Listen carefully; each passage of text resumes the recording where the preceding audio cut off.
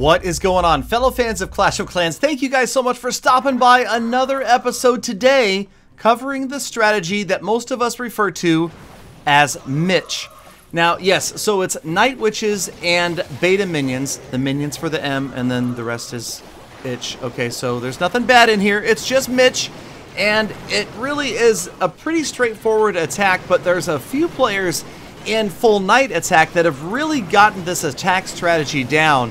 And a lot of it has to do with the timing and the placement of the battle machine. You'll notice that the BM, the battle machine, has drawn the fire from the multi-mortar, which is pretty much when the witches are on the outside of the base, the worst enemy of a witch. The multi-mortar can take an entire group of witches down very quickly, and as long as you're keeping them out of range now of the roaster and, of course, the giant cannon like you see right there, then the witches are going to have their way with the base. And the bats provide a tanking function for the minions. Check this one out as we go 3 stars, and Alex Hausen has just a ton of minions left right here as the bats tanked for the minions all the way through that attack. Now, another player from FNA who has really gotten this attack down is Alterego. Now, he's gotten it down so well that he's even suggested that we should call this attack Ego Mitch. So, Alterego dropping the minions in front of the witches there. Again, watch the bats as they tank for the minions. Battle Machine comes in to pick up the multi-mortar, and right at the air bombs right there. I know we've covered that in previous episodes, the idea of going directly at the air bombs instead of avoiding them. And you can do that with Mitch because of the bats function. The bats will get in there, and despite the fact that air bombs are doing splash damage to air troops, the bats usually, because of their shorter range, think of the bats as like melee air units. They need to be right on top of a structure to get the damage done, whereas the minions are throwing that whatever it is from a distance. Some say it's Dark Elixir, some say it's something else. We're going to go with Dark Elixir, okay? For now, for this episode, we'll call it Dark Elixir. The minions throwing that, the witches, of course, providing damage from the ground and the air with their bats. So, yeah, it works out really well. It is a true synergy of units in Clash of Clans.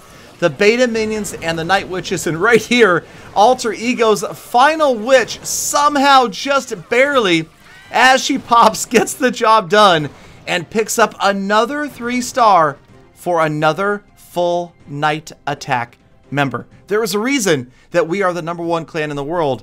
Some days. On a good day, we are. All right, let's check out King Shan 1-to-1 going up against another very skilled and high-level player. Now, this is risky. King Shan dropped those witches out in the corner, and if you guys have seen my episodes, you know that occasionally a Mega Mine over there can put a very quick end to an attack like this. But King Shan is brave, drops in the witches, in come the Beta Minions. Again, watch as the bats tank for the Beta Minions. They are going to pop all of the mines in the area as well. And now King Shan drops in the battle machine, and luckily it is going to come in, pick up that multi-mortar, and gain some distancing, some space between the battle machine and the witches.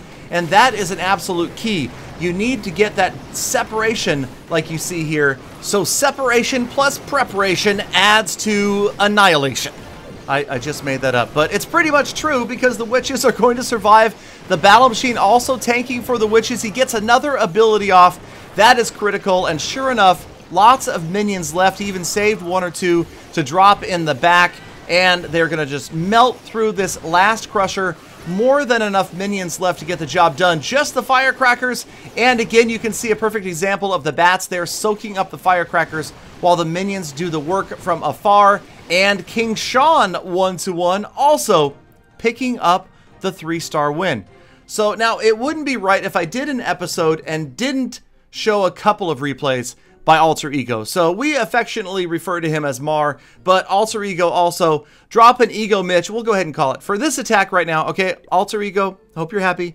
Here comes Ego Mitch. All right, so against Beowulf from Immortal Pros, he drops his battle machine at the top corner. So that right there, probably a little wiser of a choice than what you saw last replay, simply because it's going to trigger that Mega Mine that just might happen to be out in the corner. And again, the battle machine trying to get a lead but you'll notice that he's locked onto a very high level wall right here. So you need to hope that the battle machine gets through the wall before the witches stack up on him. There he goes, close together for a moment, but now the battle machine is going to move forward because the witches do ranged damage and they stop to spawn those bats. And there is a perfect example of gaining that separation again. The battle machine has picked up the multi-mortar and is going to keep it occupied while the witches do a great job. Then at the top of the screen, you've got wall stall. That is when a witch focuses on a wall. It actually works out really well because it's going to stall that witch for a longer period of time for a higher level wall. That means more bats. That means more time to do exactly what you're seeing here. And that is Ego Mitch melting through another base. Tons of bats, and he still has 2 of his witches alive as the final defensive structure is about to go down. And Alterego, despite the mines at the very end all over the place, kind of at the wrong end of this base to stop this attack, picks up another 3-star. So, all right, let's continue on. Let's go ahead and show another Alterego attack. Let's really boost his, well, ego. This right here is a very popular base, at least it has been for a while, and all of these defenses are completely maxed out. So this is a 100% maxed out base, and apparently there's no sound. So there's no sound effects, so I'll just, that's the sound of the witches, and then you've got, and oh! There, that's about all you're going to get out of me. But every time that battle machine hits his ability, oh, no, he's gone now. So no more, or the battle machine. That was my favorite sound effects. But there goes the builder hall for the first star. The witch is doing a great job. On the left-hand side, the minions throwing that dark elixir all over the place. In come the witches into this base. And although it's not going to be a 3-star, even at the very top end of play right now, at Builder Hall 7, facing maxed out bases, a high 70% attack is almost always going to pick you up the win, except for the rare 3-star like you saw earlier. And we lose the last 2 witches, but Alterego's got a few minions left. They're going to get that last structure down, and 77% 2-star win.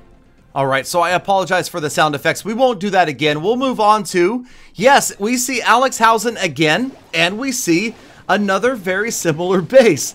All right, so we've got that setup that was extremely popular for a while.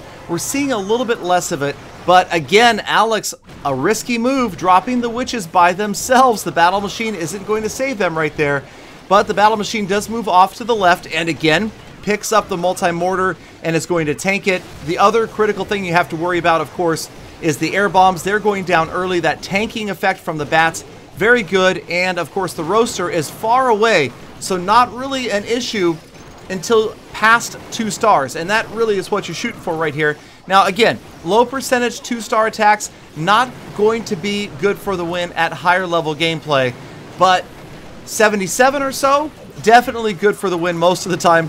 We lose a witch, and I just had to pan out to take a look at that cannonball. Look how far these cannonballs fly. I wonder where they land. I mean, obviously see there, into the forest, still going, still going. I don't know. Somebody needs to do the mathematical calculation on that for me. How is it possible that a cannonball that's that heavy would travel what appears to be vertically for so extremely far? Let me know if you do the math on that. I'll put that in a future episode as well. In the meantime, let's check out some comments because I love reading the comments on the videos. Sorry that Sack Bro missed the gala stream. But dude, the URL's right there above you, mixer.com/Galadon. M says, hey, if you haven't been to Galadon's Mixer streams, what is wrong with you? I agree. Come on, you guys, show up, please. It's fun.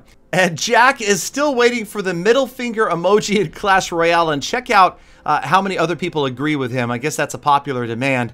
Your boy Drax says, could have watched this, but slept in the middle of the day. Galadon, nice bars, I guess, spit and fire. I try. Make sure that's in a live stream, you guys. And then DC Bowgun Pro says, one of the best series. Oh, that was Peter. All right, well, he's coming back. I hear he's coming back. And then Harshiel said he's almost done in Town Hall 11 as a free-to-play player. That is pretty significant. Let me know about that, you guys. Let me know of your progress as free-to-play in both the Builder Hall and the Home Village. Thank you, as always, for watching. You guys are my Gala fam, and I appreciate every last one of you, even those of you that think I don't appreciate you. I do.